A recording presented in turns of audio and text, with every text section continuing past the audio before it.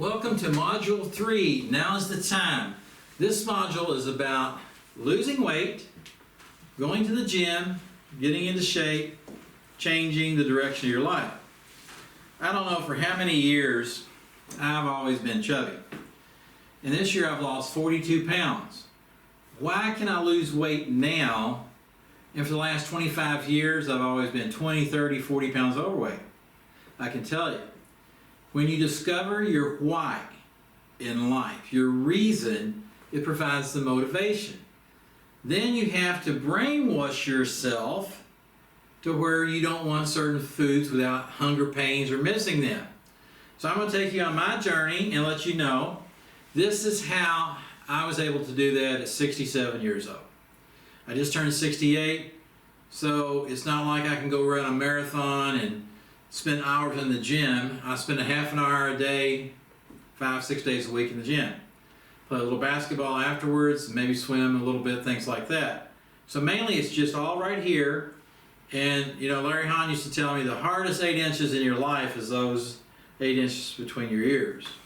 So get a drink of water and get ready to go on this adventure on how we're going to lose weight. First thing we want to talk about is the body needs water. You need to keep your body hydrated. So everybody get a drink of water and then say to yourself, that's good stuff. That way your body is getting what it needs. The second thing the body needs is oxygen. So we're all going to sit up straight. We're all going to breathe in. Hold it. 1, 2, 3, 4, 5. Breathe in. Hold it. 1, 2, 3, 4, 5. Exhale. Breathe in deep. Hold it. 1, 2, 3, 4, 5, and exhale. We want to do about 3 or 4 or 5 of those when we wake up, when we're getting in the car, driving to work, or driving the kids. You don't have to say anything, just to yourself, breathe in deep. You're at a red light. Hold it. 1, 2, 3, 4, 5. Exhale. So you can do your breathing exercises anytime. At night if you're watching TV, on commercials, do a breathing exercise. The reason you want to hold your breath, it forces your blood cells to separate. When you go to a blood analysis person, and you take a drop of blood, put it under a magnifying glass, you'll see the cells all gathered together. They call that coining. When your blood cells are coining, they're not bringing enough oxygen and nutrients. They should be separated and flowing. So we want to get some motion in that blood to deliver the oxygen, the water, and the 2 nutrients to all of your body. So we're going to get another drink of water. So we know the first thing we have to do is we have to take out a piece of paper and write our reason why. My reason why and your reason why is 2 different reasons. And I can tell you why. I was a workaholic my whole life, and then I met somebody that ended up being the love of my life, and I decided I want to be healthy because I'm happy, and I want to be able to spend more time with her in my 70s, 80s, and 90s. I still want to be active and playing tennis or playing golf or going swimming or walking on beaches, whatever, but I want to be in good shape. And I found out things you will not do for yourself, you will do for somebody else that you love. So at the top of the paper, put who you love more than yourself, what you love more than yourself. That's your motivation. That's your reason why. Put a picture of her. And now let's say back in January I weighed 42 pounds more. In January I put a picture of me being chubby without my shirt on and my little roll of fat hanging out. And I took a picture of it and I printed it out. And I'm like, I don't want to look like that. I want to look nice for her. And I want to be in bad shape. I want to be able to do stuff. So every day I look at that picture and I wrote down, I'm going to go to the gym 6 days a week and I'm going to lose 1 pound a week. And by the end of the year, I'll lose 50, 55 pounds. It didn't go on fast. It's not going to come off fast. So I don't do a lot of exercise. I do some chair yoga at night.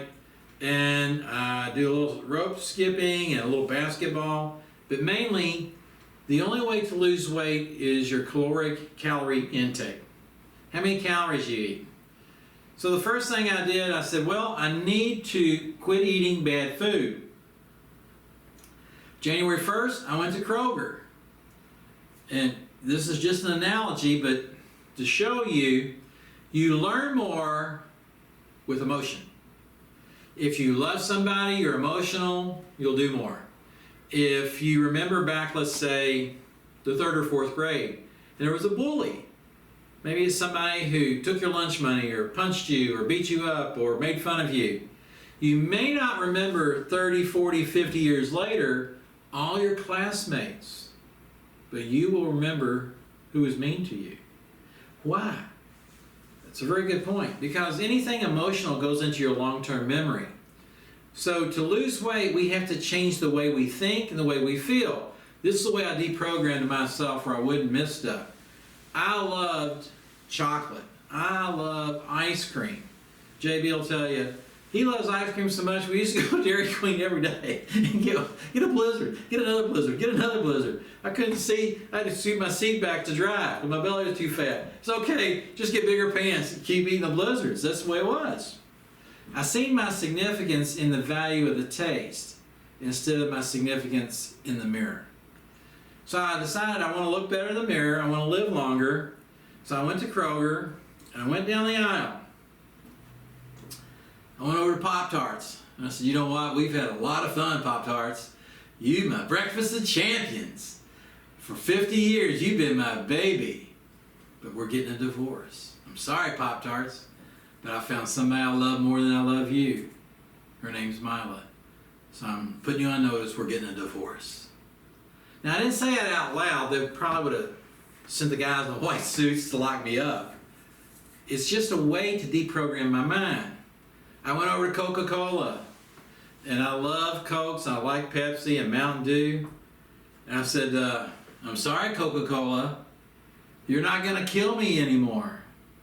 You're not going to make my bones brittle. You're not going to make my joints hurt. You're not going to have all that bad sodium or whatever's in the Coke in me anymore. I'm not going to pay you another $1 to kill me.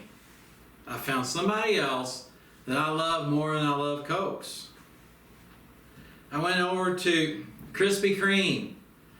I grabbed that box of Krispy Kreme and I said, oh my goodness, I love my donuts. The whole 12-pack of donuts, I'd eat the whole 12-pack. And I said, you're one of my favorites. You're one of my passions in life. Is that Krispy Kreme with chocolate on top. And those little sprinkle things on them other ones. I just love you all to death. But guess what? I gotta say goodbye. It's been fun, it's been nice, but our time is over. I found something more important than you. Her name's Mila.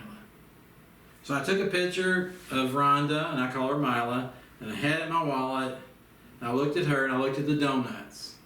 And I said, these donuts will keep me from being fit in my 70s, 80s, and 90s. I can either learn to get about without those things, or me and her will not be able to enjoy life on the beach. Me and her won't be able to be walking on the beach and me in a nice bathing suit looking good instead of looking fat. So I said, no, I'm not going to do that to her. I'm not going to embarrass her. I'm not going to embarrass myself anymore. I'm getting rid of you. I spent an hour and said goodbye to 200 things. And I found out that everything I ate was not good for me. And that's my whole life is, a Big Mac and a hamburger here, or McDonald's, big breakfast there. And everything was bad for me. And my friend in Michigan, he's 80 years old, and he lost 130 pounds. And he said, hey, it's in your carbs, it's in your calories. Pay attention. Read the labels. So the next tip is read the labels. Then later on, me and Mila had this app. And I'll get you, it'll be in the thing here in a little bit. It's the app. And you download the app, and when you use the barcode at Kroger, it tells you all the ingredients in it.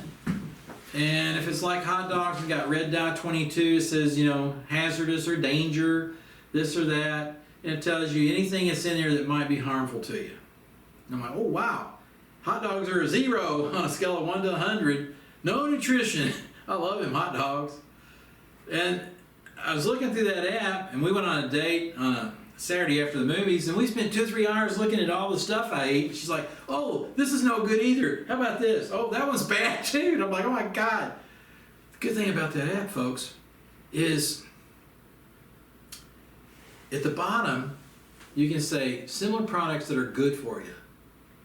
So you might not eat a hot dog, but you can eat something else that's like a hot dog, but it's all made out of good stuff without red dye 22 in it or whatever.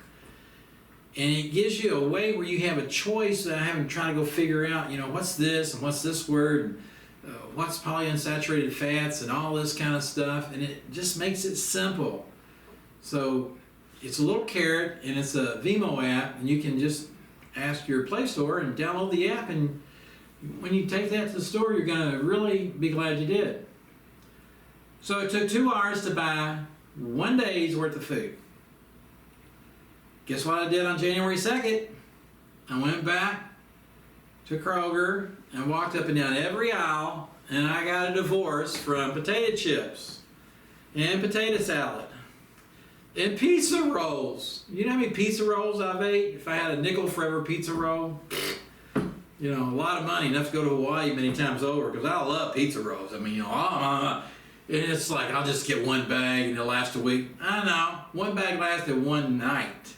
I eat the pizza rolls, watch the football, eat some more pizza rolls, watch the football, eat those pizza rolls.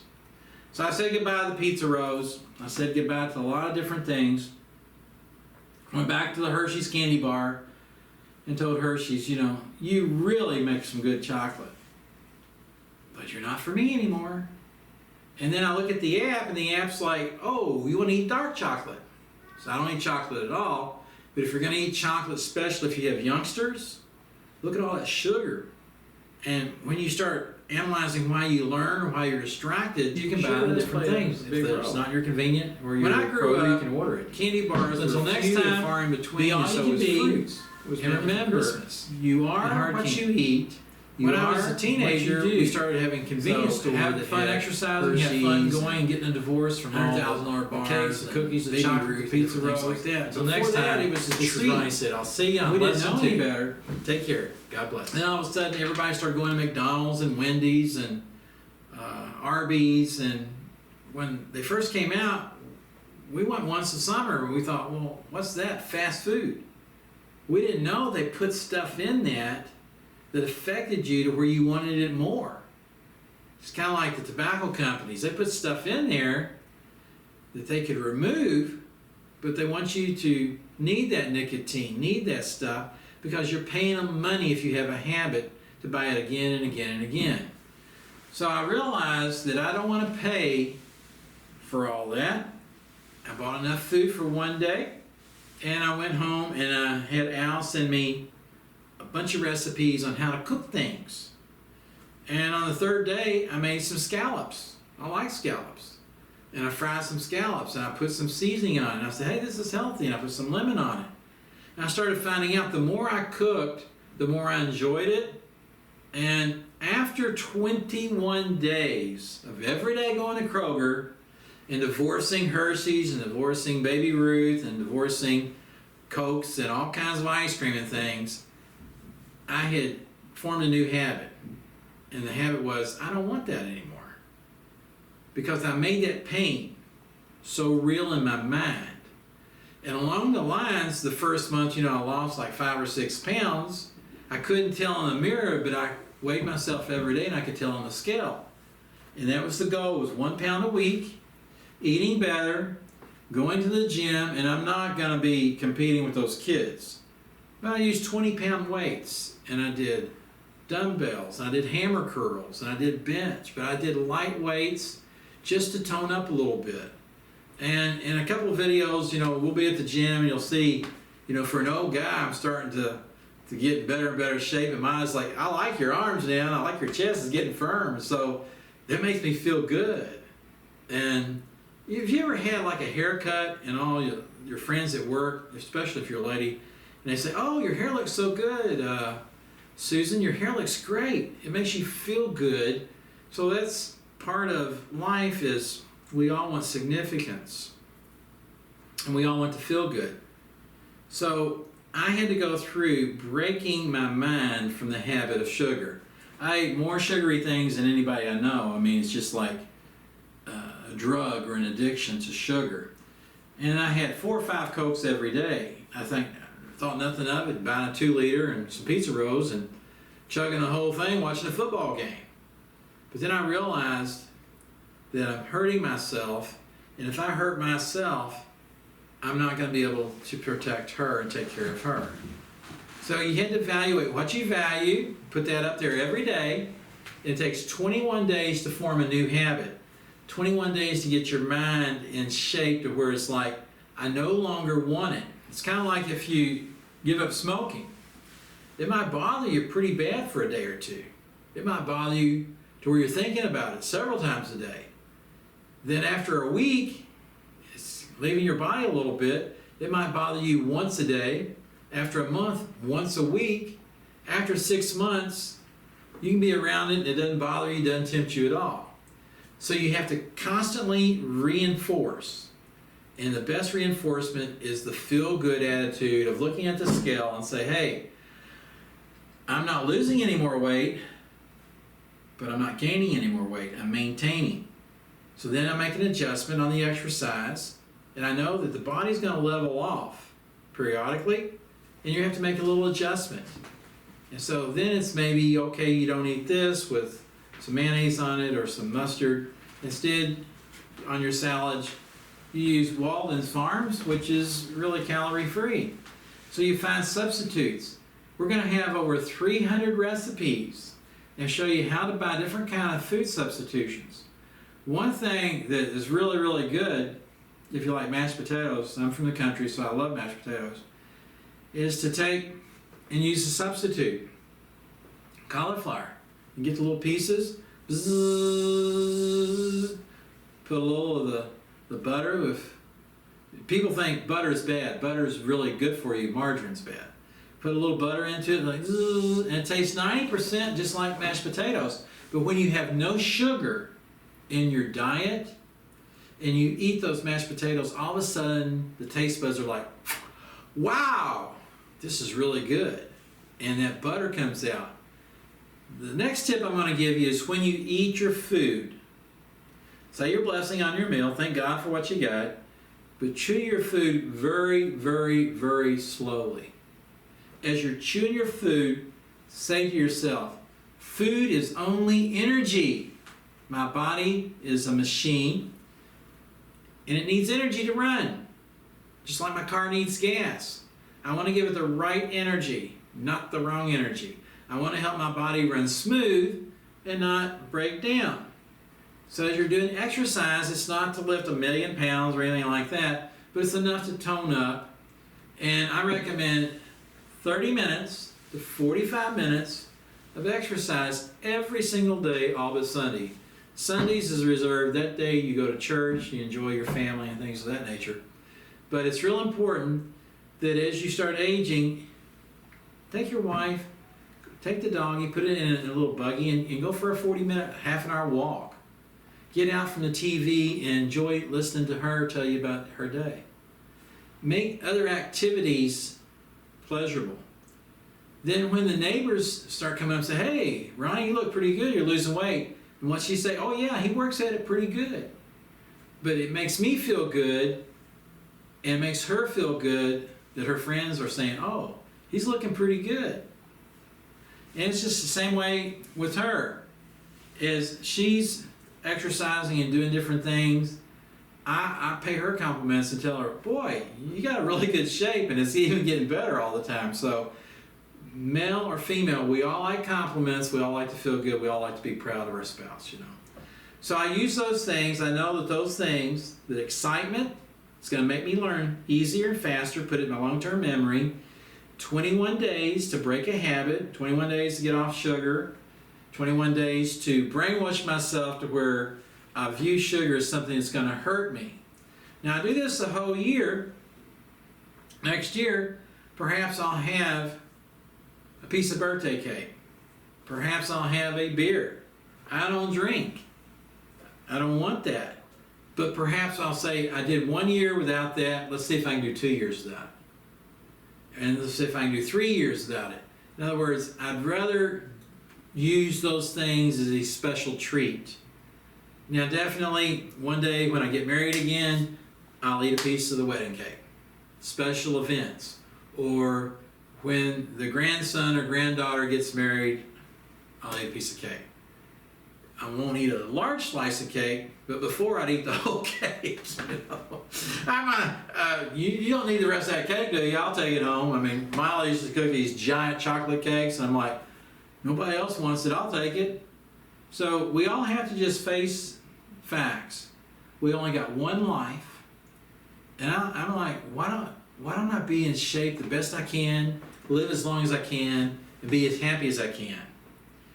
And I know my mind has ate Pop-Tarts for 55 or 60 years. I'm 68 now. And that was one of my go-to things forever. My dad always had eggs and toast and bacon for breakfast, and I had a Pop-Tart. On the way to school, put 2 Pop-Tarts in as I'm walking to school. That was my breakfast. And when I was on the wrestling team, that was my food, was Pop-Tarts. I ate 1,000,000 Pop-Tarts. And I always liked the brown sugar cinnamon ones. And then occasionally, they come out with the crazy berry colors with little swirls on them. And okay, I'll eat a box of those too. I don't care. But now I can be around somebody, and it was, I guess, March or April, and Miley goes, I've got a special treat for you. I know you love Grater's ice cream. We discovered that last Thanksgiving. I'm like, oh my God. Every day I was sneaking over there to buy another one. And she says, I got a gift certificate for you for Grater's ice cream. And I bought some and it got in the refrigerator because we're having dinner tonight, and that's dessert. And after dinner, I told her I don't want any. She's like, what? And I said, to me, it's poison. I don't want to poison myself. She's like, what? I said, it's poison. When I go through Kroger, I look at people giving all their kids the candy and the Cokes and this and that. I said, they're poisoning their life. It's not like rat poison or anything like that, but I use that analogy in my mind that it's poisonous to my body because I can't do it in moderation. If I started eating the Grater's ice cream, I'd probably eat it again and again and again every day, and back I'd gain 40 pounds back. But along this journey, you're gonna learn some interesting things. The first tip and the last tip that I'm going to give you on this lesson is read the workbook. And the apps are going to be in the workbook, and look at the recipes and enjoy your weight loss journey. And I can give you the biggest reason in the world to do this. Not for your kids, not for your wife, not for your husband, but do this for yourself. So when you look in the mirror, you're looking good and you're like, I can be anything I want to be. I can do anything I want to do. Look at my new body. Now Al weighed 312 or 15 pounds, weighs 190 now. Has maintained that for a year and a half. He's lost almost 120 something pounds. He's lost almost a whole human being. Now he's working in the flower garden, digging up trees, moving roots, doing this, doing that. He exercises on a bike a half an hour in the morning, half an hour in midday, and half an hour at night as he's watching TV. For him, that's his time.